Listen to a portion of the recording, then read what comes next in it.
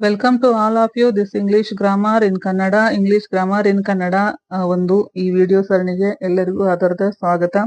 ತುಂಬಾ ಈಸಿಯಾಗಿ ತುಂಬಾ ಬೇಸಿಕ್ ಇಂದ ಪ್ರತಿಯೊಂದು ಕಾನ್ಸೆಪ್ಟ್ ಕ್ಲಿಯರ್ ಆಗಿ ಅರ್ಥ ಆಗೋ ತರ ಕಲಿತಕ್ಕಂಥ ಗ್ರಾಮರ್ ಅನ್ನ ನಾವು ಕಲಿತಕ್ಕಂಥ ಸರಣಿ ಇದು.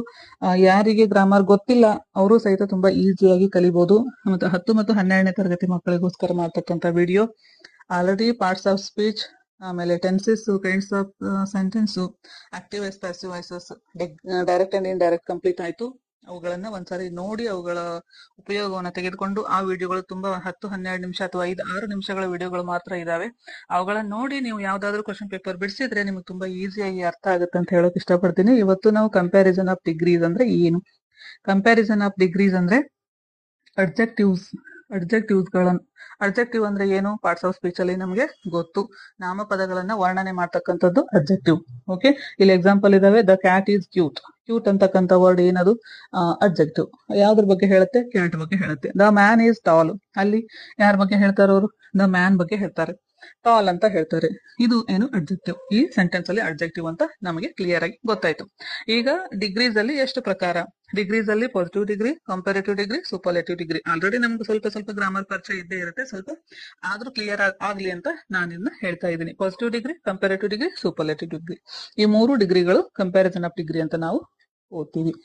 ನೆಕ್ಸ್ಟ್ ಇಲ್ಲಿ ಒಂದು ಇನ್ಫಾರ್ಮೇಶನ್ ಎಕ್ಸ್ಪ್ಲನೇಷನ್ ಕೊಟ್ಟರೆ ನಮಗೆ ನೆಕ್ಸ್ಟ್ ಎಕ್ಸಾಂಪಲ್ ಈಸಿ ಆಗುತ್ತೆ.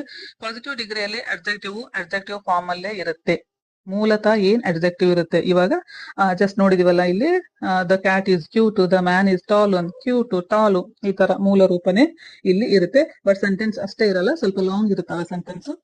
ಅದು ಒಂದಷ್ಟು ಎಕ್ಸ್ಟ್ರಾ ವರ್ಡ್ಸ್ ಎಲ್ಲ ಇರುತ್ತೆ ಅಲ್ಲಿ. ನಾನು ಎಕ್ಸಾಂಪಲ್ ಹೇಳುವಾಗ ಹೇಳ್ತೀನಿ, ನಿಮ್ಗೆ ಕ್ಲಿಯರ್ ಆಗಿ ಗೊತ್ತಿರ್ಲಿ. ಇದು ಪಾಸಿಟಿವ್ ಡಿಗ್ರಿಯಲ್ಲಿ ಜಸ್ಟ್ ಅಡ್ಜೆಕ್ಟಿವ್ ಮಾತ್ರ ಇರುತ್ತೆ. ಕಂಪ್ಯಾರೇಟಿವ್ ಡಿಗ್ರಿನಲ್ಲಿ ಅಡ್ಜೆಕ್ಟಿವ್ ಜೊತೆಗೆ ER ಇರುತ್ತೆ.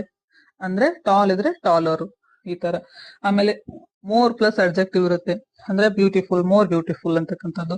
ಅಥವಾ ಇನ್ನೊಂದ್ ತರ ಅಂತಂದ್ರೆ ಪಾಸಿಟಿವ್, ಕಂಪ್ಯಾರೇಟಿವ್, ಸೂಪರ್ಲೇಟಿವ್ 3 ಕಡೆನೂ ಚೇಂಜ್ ಆಗ್ತಕ್ಕಂಥ, ಇವನ್ ಗುಡ್, ಬೆಟರ್, ಬೆಸ್ಟ್, ಇವು ಎಲ್ಲಾನು ಇರೆಗ್ಯುಲರ್.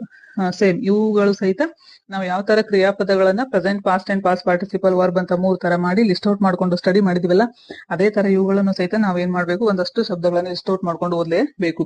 ಅವಾಗ ಗೊತ್ತು. ಇಲ್ಲಿ ಪಾಸಿಟಿವ್ ಡಿಗ್ರಿ ಅಂದ್ರೆ ಅಡ್ಜೆಕ್ಟಿವ್ ಮೂಲ ರೂಪದಿರುತ್ತೆ. ಕಂಪ್ಯಾರೇಟಿವ್ ಅಲ್ಲಿ ಅಡ್ಜೆಕ್ಟಿವ್ ER ಅಥವಾ ಮೋರ್ ಅಥವಾ ಇರೆಗ್ಯುಲರ್ ಇರುತ್ತೆ. ಸೂಪರ್ಲೇಟಿವ್ ಅಲ್ಲಿ ಅಡ್ಜೆಕ್ಟಿವ್ ಅಲ್ಲಿ EST, ಹ್ಯಾಪಿಯೆಸ್ಟ್, ಈ ತರ. ಮೋಸ್ಟ್ ಬ್ಯೂಟಿಫುಲ್ ಅಥವಾ ಗುಡ್, ಬೆಟರ್, ಬೆಸ್ಟ್. ಈ ಬೆಸ್ಟ್ ಅಂತಕ್ಕಂಥದ್ದೇನು, ಸೂಪರ್ಲೇಟಿವ್. 3ನೇ ಒಂದು ವರ್ಡ್ ಅಡ್ಜೆಕ್ಟಿವ್ ರೂಪ ಸೂಪರ್ಲೇಟಿವ್ ಅಲ್ಲಿ ಬಳಕೆ ಆಗುತ್ತೆ. ಒಂದಷ್ಟು ಎಕ್ಸಾಂಪಲ್ ಗಳನ್ನ ಜಸ್ಟ್ ಹೇಳೋದಕ್ಕೆ, ಕ್ಲಿಯರಿಫಿಕೇಶನ್ ಗೋಸ್ಕರ ಮಾತ್ರ ತೆಗೆದುಕೊಂಡಿದ್ದು. ಇಲ್ಲಿ ಪಾಸಿಟಿವ್ ಅಲ್ಲಿ ಟಾಲ್ ಅನ್ನೋದು ಯೂಸ್ ಆದ್ರೆ, ಕಂಪ್ಯಾರೇಟಿವ್ ಅಲ್ಲಿ ಟಾಲರ್ ಅಂತಕ್ಕಂಥದ್ದು ಅಡ್ಜೆಕ್ಟಿವ್ ರೂಪ. ಆಮೇಲೆ ಸೂಪರ್ಲೇಟಿವ್ ಅಲ್ಲಿ ಟಾಲೆಸ್ಟ್. ಅದೇ ತರ ಪಾಸಿಟಿವ್ ಅಲ್ಲಿ ಸ್ಮಾರ್ಟ್ ಇದ್ರೆ, ಕಂಪ್ಯಾರೇಟಿವ್ ಅಲ್ಲಿ ಸ್ಮಾರ್ಟರ್ ಇದ್ರೆ, ಸೂಪರ್ಲೇಟಿವ್ ಅಲ್ಲಿ ಸ್ಮಾರ್ಟೆಸ್ಟ್ ಇರುತ್ತೆ. ಆಮೇಲೆ ಗುಡ್, ಬೆಟರ್, ಬೆಸ್ಟ್, ಇದು ಯಾವುದು ಇರೆಗ್ಯುಲರ್, ಯಾವುದು ಇರಲ್ಲ ಇಲ್ಲಿ. ಅಲ್ಲಿ ಬೇರೆ, ಪಾಸಿಟಿವ್ ಅಲ್ಲಿ ಬೇರೆ, ಕಂಪ್ಯಾರೇಟಿವ್ ಅಲ್ಲಿ ಬೇರೆ, ಸೂಪರ್ಲೇಟಿವ್ ಅಲ್ಲಿ ಬೇರೆ. ಇದು ಬ್ಯಾಡ್, ವರ್ಸ್, ವರ್ಸ್ಟ್, ಅದನ್ನು ಕೂಡ irregular. Next beautiful, more beautiful, most beautiful. ಇವುಗಳು ಒಂದು 50-100 ಆದ್ರೂ ನಮ್ಮಲ್ಲಿ ಏನು ಸಂಗ್ರಹ ಇರಲೇಬೇಕು. ಇಲ್ಲಾಂದ್ರೆ ನೆಕ್ಸ್ಟ್ ವಿಡಿಯೋದಲ್ಲಿ ಎಕ್ಸಾಂಪಲ್ ಗಳನ್ನ ನಾನು ಕೊಡೋ ಪ್ರಯತ್ನ ಮಾಡ್ತೀನಿ ಅಂತ ಹೇಳ್ತಾ, ಇದು ಕ್ಲಿಯರ್ ಆಗಿರ್ಲಿ. ಪಾಸಿಟಿವ್ ಡಿಗ್ರಿಯಲ್ಲಿ ಯಾವುದು, ಈ ಮೊದಲನೇ ಗ್ರೂಪ್. ಯಾವ ಮೊದಲನೇ ಗ್ರೂಪ್, ಈ ಮೊದಲನೇ ಗ್ರೂಪ್ ಪಾಸಿಟಿವ್ ಡಿಗ್ರಿಯಲ್ಲಿ. ಇದು ಪಾಸಿಟಿವ್ ಡಿಗ್ರಿಯಲ್ಲಿ ಆದ್ರೆ, ಇದು ಕಂಪ್ಯಾರೇಟಿವ್ ಡಿಗ್ರಿಯಲ್ಲಿ ಆದ್ರೆ, ಇದು ಸೂಪರ್ಲೇಟಿವ್ ಡಿಗ್ರಿ ಅಂತ ನಮಗೆ ಕ್ಲಿಯರ್ ಆಗಿ ಗೊತ್ತಿರಬೇಕು. ನೆಕ್ಸ್ಟ್ ನೋಡೋಣ. ಇಲ್ಲಿ ನಾವು ಇವಾಗ ನಾವಿಲ್ಲಿ ಪಾಸಿಟಿವ್ ಡಿಗ್ರಿಯಲ್ಲಿ, ಕಂಪ್ಯಾರೇಟಿವ್ ಡಿಗ್ರಿಯಲ್ಲಿ ಮತ್ತೆ ಸೂಪರ್ಲೇಟಿವ್ ಡಿಗ್ರಿಯಲ್ಲಿ ಇರ್ತಕ್ಕಂಥ ಸ್ವಲ್ಪ ಸಿಂಪಲ್ ಚೇಂಜಸ್ ಅನ್ನ ನಾನು ಜಸ್ಟ್ ಡಿಸ್ಕಷನ್ ಮಾಡೋದಕ್ಕೆ ಇಷ್ಟಪಡ್ತೀನಿ. ನೆಕ್ಸ್ಟ್ ಇವೆಲ್ಲ ಎಕ್ಸಾಂಪಲ್ ಅಲ್ಲಿ ಬಳಸುವಾಗ ನಮ್ಗೆ ಈಸಿಯಾಗಿ ಗೊತ್ತಿರುತ್ತೆ. ಪಾಸಿಟಿವ್ ಡಿಗ್ರಿಯಲ್ಲಿ ಮೇಲೆ ಹೇಳಿದಂತ ಒಂದು ಸೆಂಟೆನ್ಸ್ ಗಳು ಯಾವುದು, the cat is cute, the man is tall ಅಂತ ಶಬ್ದ ಬರೋದು, ಅಥವಾ ಸ್ವಲ್ಪ ಟಫ್ ಆಗಿರ್ತಕ್ಕಂಥ ದೊಡ್ಡ ಶಬ್ದಗಳು, ವಾಕ್ಯಗಳು ಸಹಿತ ನಮ್ಗೆ ಈ ಡಿಗ್ರಿಯಲ್ಲಿ ಬರುತ್ತೆ. ಅಲ್ಲಿ ನೋ ಅದರ್ ಅಂತಕ್ಕಂಥ ವರ್ಡ್, ವೆರಿ ಫ್ಯೂ ಅಂತಕ್ಕಂಥವು. Next as adjective, as first, ಆಮೇಲೆ ಅಡ್ಜೆಕ್ಟಿವ್, ಆಮೇಲೆ ಹ್ಯಾಸ್. ಯಾವ ಅಡ್ಜೆಕ್ಟಿವ್, ಒಂದನೇ ರೂಪ, ಟಾಲ್ ಅಂತಕ್ಕಂಥದ್ದು, ಕ್ಯೂಟ್ ಅಂತಕ್ಕಂಥದ್ದು, ಆಸ್, ಟಾಲ್, ಆಸ್, ಈ ತರ ವೆರಿ ಫ್ಯೂ ಆಗಿ. ಮತ್ತೆ ಆಸ್ ಅಡ್ಜೆಕ್ಟಿವ್, ಆಸ್, ಇವೆಲ್ಲ ಏನು ಪಾಸಿಟಿವ್ ಡಿಗ್ರಿಯಲ್ಲಿ ಬಳಕೆ ಆಗ್ತಕ್ಕಂಥ ಕೆಲವೊಂದಷ್ಟು ವರ್ಡ್ಸ್. ಆಮೇಲೆ ಕಂಪ್ಯಾರೇಟಿವ್ ಡಿಗ್ರಿಯಲ್ಲಿ ಅಡ್ಜೆಕ್ಟಿವ್ ಜೊತೆ ER ಅಥವಾ ಸೆಕೆಂಡ್ ಒನ್ ER ಆಗಿರ್ಬೋದು, ಅಥವಾ ಗುಡ್ ಬೆಸ್ಟ್ ಆಗಿರ್ಬೋದು, ಬೆಸ್ಟ್ ಅಲ್ಲ ಬೆಟರ್, ಗುಡ್ ಬೆಟರ್ ಆಗಿರ್ಬೋದು, ಅಥವಾ ಬ್ಯೂಟಿಫುಲ್ ಅಲ್ಲಿ ಮೋರ್ ಬ್ಯೂಟಿಫುಲ್, ಅವೆಲ್ಲ ಕಂಪ್ಯಾರಿಟಿವ್ ಡಿಗ್ರಿಯಲ್ಲಿ ಆಗುತ್ತೆ. ದೆನ್ ಇಂಪಾರ್ಟೆಂಟ್ ಏನು, ದ್ಯಾನ್ ಎನಿ ಅದರ್, ದ್ಯಾನ್ ಅಂತಕ್ಕಂಥದ್ದು ಅಂದ್ರೆ ಎರಡನೇ ಒಂದು ಅಬ್ಜೆಕ್ಟಿವ್ ರೂಪ ಜೊತೆಗೆ ದ್ಯಾನ್ ಅಂತಕ್ಕಂಥ ಒಂದು ವರ್ಡ್ ಎಲ್ಲಿ ಯೂಸ್ ಆಗುತ್ತೆ, ಕಂಪ್ಯಾರಿಟಿವ್ ಡಿಗ್ರಿಯಲ್ಲಿ ನಮಗೆ ಬಳಕೆ ಆಗುತ್ತೆ ಅಂತ ಕ್ಲಿಯರ್ ಆಗಿರ್ಲಿ. ಅಂಡ್ ದೆನ್ ಸೂಪರ್ಲೇಟಿವ್ ಡಿಗ್ರಿಯಲ್ಲಿ ಒನ್ ಆಫ್ ಅಂತಕ್ಕಂಥ ವರ್ಡ್ ಯೂಸ್ವಲಿ ಹೆಚ್ಚಾಗಿ ಯೂಸ್ ಆಗುತ್ತೆ. ಮತ್ತೆ ಅಡ್ಜೆಕ್ಟಿವ್ಸ್ ಗೆ the best, the worst, the most beautiful, ಈ ತರ ಮೂರನೇ ಕಾಲಮ್ ಅಲ್ಲಿ ಸೂಪರ್ಲೇಟಿವ್ ಡಿಗ್ರಿಯಲ್ಲಿ ಬಳಕೆ ಆಗ್ತಕ್ಕಂಥ ವಸ್ತುಗಳ ಅಬ್ಜೆಕ್ಟಿವ್ ಗಳ ಜೊತೆಗೆ ಏನ್ ಯೂಸ್ ಆಗುತ್ತೆ ಅಲ್ಲಿ ದ ಅಂತಕ್ಕಂಥ ಒಂದ್ ವರ್ಡ್. ಆಮೇಲೆ ದ ಅಡ್ಜೆಕ್ಟಿವ್ ಅಂದ್ರೆ ಮೂರನೇ ರೂಪ, ಇದು ಐಡೆಂಟಿಫಿಕೇಶನ್ ಅಂದ್ರೆ ಕೊಟ್ಟಿರೋ ವಾಕ್ಯ ಪಾಸಿಟಿವ್ ಡಿಗ್ರಿ ಇದೆಯಾ, ಕಂಪ್ಯಾರಿಟಿವ್ ಇದೆಯಾ, ಸೂಪರ್ಲೇಟಿವ್ ಇದೆಯಾ ಅಂತ ಮೊದಲು ನಾವು ಕಂಡು ಹಿಡಿದ ನಂತರನೇ ಅವರು ಯಾವುದ್ರಲ್ಲಿ ಚೇಂಜ್ ಮಾಡು ಅಂತ ಕೊಟ್ಟಿರ್ತಾರೆ ಅದರಲ್ಲಿ ನಾವು ಬದಲಾಯಿಸಬೇಕಾಗೋದ್ರಿಂದ ಇದು ನಮ್ಗೆ ತುಂಬಾ ಇಂಪಾರ್ಟೆಂಟ್. ಅಂದ್ರೆ ಸುಮ್ಮನೆ ಸಿಂಪಲ್ ಆಗಿರ್ತಕ್ಕಂಥ ಎಕ್ಸಾಂಪಲ್ ನಮ್ಗೆ ಗೊತ್ತಿರ್ಲಿ ಅಂತ. ಇದೇ ತರ ಎಕ್ಸಾಂಪಲ್ ಕೇಳಲ್ಲ, ಸ್ವಲ್ಪ ಚೇಂಜ್ ಇರುತ್ತೆ ಎಕ್ಸಾಂಪಲ್ಸ್, ಅವುಗಳನ್ನು ಸಹಿತ ನಾನು ಏನ್ ಮಾಡ್ತೀನಿ ಚರ್ಚೆ ಮಾಡ್ತೀನಿ.